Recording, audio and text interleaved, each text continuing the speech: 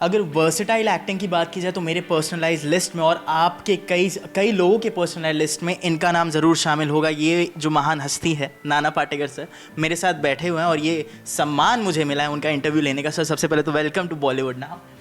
यहाँ पे सर पीछे दिख रहा है अब तक 56, है ना। 2004 में आपने एक बारी खेली, अब तक 56 की, अब ये दूसरा आ गया है। मैं ट्रेलर देख रहा था, उसमें एक डायलॉग था आपका कि ये एनकाउंटर 56 के बराबर है। क्या है ये पूरा माहौल? नहीं, वो तो आपको फिल्म देखनी पड़ेगी क्या कि वो जो एनकाउंटर कौन है किसका करता हूँ वो बहुत ही एक ही एनकाउंटर 56 के बराबर है। लेकिन वही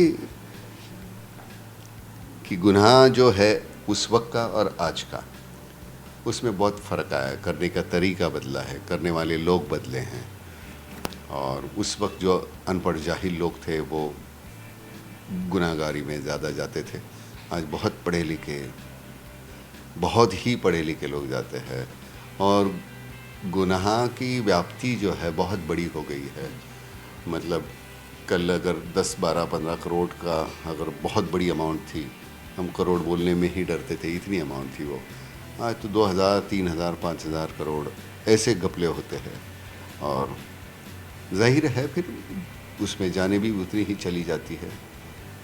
और फिर सबसे बुरी बात यह है कि पकड़े जाने के बाद ये जो बंदे हैं वो छूट जाते हैं और केसेस चलते रहते हैं। और एक दिन वो बंदा कहीं उम्र हो जाती है, मर जाता है और फिर केस ख़त्म हो जाती है। फिर तकलीफ़ होती है कि पुलिस इतनी मेहनत करके सब करती है और हाथ कुछ नहीं लगता। लेकिन सर अगर बात की जाए, एक अब तक 56 एक ब्रांड है, ये ब्रांड का भी दूसरा पड़ाव अभी निकलने वाला है थोड़े ही दिनों में। प्रमोशन फिल्म के दौरान जो मेकिंग होती है वो तो थकाने वाली होती है, लेकिन प्रमोशन कितना थकाने वाला बन चुका है आपके लिए? नहीं, बस इस फिल्म के लिए मुझे अकेले को आना अभी गुल भी आ गई थी। लेकिन प्रमोशन का मतलब मेरे ज़माने में वो तो प्रमोशन था नहीं उस तरीके का कि इस शो में जाओ, इधर ऐसे करो, फिर उधर खड़े रहो, उधर बैठो।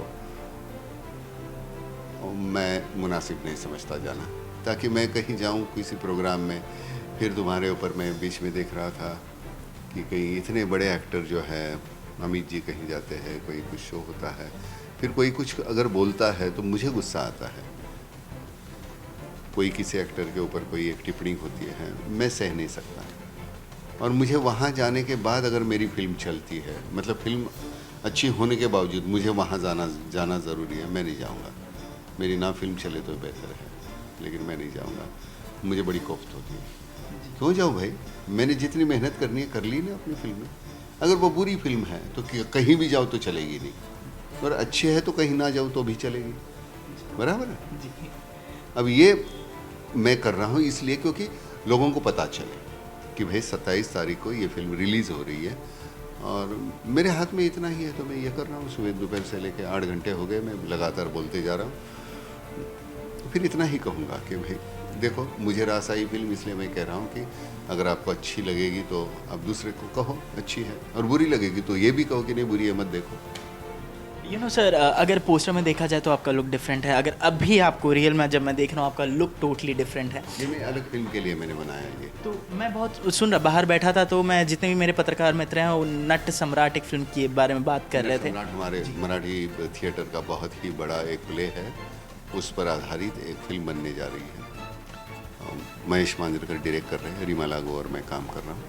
और ये सौभाग्य है जो लागू साहब ने काम किया था, श्री राम लागू, उन्होंने काम किया था, वो रोल अदा किया था, तो वही मैं अदा कर रहा हूँ। तो बड़ा बेहतरीन है। मतलब मुझे लगता है कि मेरी ज़िंदगी में अगर ये फिल्म के बाद मैं काम ना भी करूँ, मैं कहूँ कि नहीं बस अब मैं थक गया, मुझे नहीं करना था, तो भी चलेगा। इतना बेहतरीन किरदार है। तो सर आप थोड़ी देर पहले कह रहे थे कि मैं अगर किसी शो में जाता हूँ अपनी फिल्म को प्रमोट करने के लिए, वहाँ पे किसी एक्टर या फिर एक्ट्रेसेस के बारे में टिप्पणी होती है तो आपको बड़ा गुस्सा आएगा। ऐसा आजकल कई बार हो रहा है, यूट्यूब चैनल पे भी निकला था, बहुत सारी जगह पे निकला था, बहुत सारी कंट्रोवर्सीज भी हुई थी एआईबी के बारे में, वहाँ पे भी बहुत सारे एक्टर्स के बारे में टिप्पणी की गई थी। वो सही नहीं है ऐसे करना। तो आपको जो करना है आपकी 4 दीवारें में करो, और किसी तीसरे के बारे में टिप्पणी करने का आपको हक नहीं पहुँचता। मुझे नहीं लगता कि वो जायज़ है। और किसी के ऊपर टिप्पणी की है उसने, वो केस करो फिर उसको, तो भैया ऐसे कैसे बोल सकते हो तुम, ऐसी गंदी बातें हम सह लेंगे, हमको सहने की आदत नहीं है, ना सहेंगे, बोल दो। और फिर कोई कुछ करता है आपके बारे में कुछ, तो फिर आप फिर चिल्लाओगे कि नहीं ऐसे कैसे किया, क्योंकि ये है बात घिनौनी, मुझे नहीं अच्छी लगी, मैं उसका हिस्सा नहीं बन सकता। लास्टली सर, हमारे कैमरे के ज़रिए, बॉलीवुड नाउ के कैमरे के ज़रिए आप अपने जितने भी फॉलोअर्स हैं उनको क्या कहेंगे अब तक 56 के बारे में 27 तारीख को रिलीज़ नहीं, देखो मैं सच कहता हूँ कि मेरी राय ये है, अगर आपने ये फिल्म देखी और आपको अच्छी लगी तो अपने दोस्तों को कहो अच्छी है, अगर आपको बुरी लगी तो ये बुरी है करके बोलो कि मत देखो।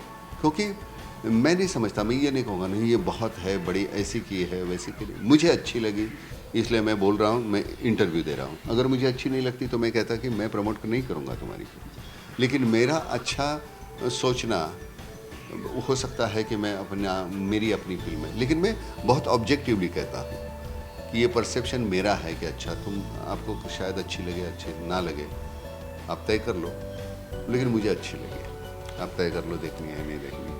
सर मैं तो ज़रूर देखूंगा, मुझे प्रोमोज बड़े अच्छे लगे, आपसे बात करके भी बड़ा अच्छा लगा। So thank you so much हमसे बात करने के लिए and all the best for your movie. Camera person Paresh के साथ राकेश तिवारी, बॉलीवुड नाउ।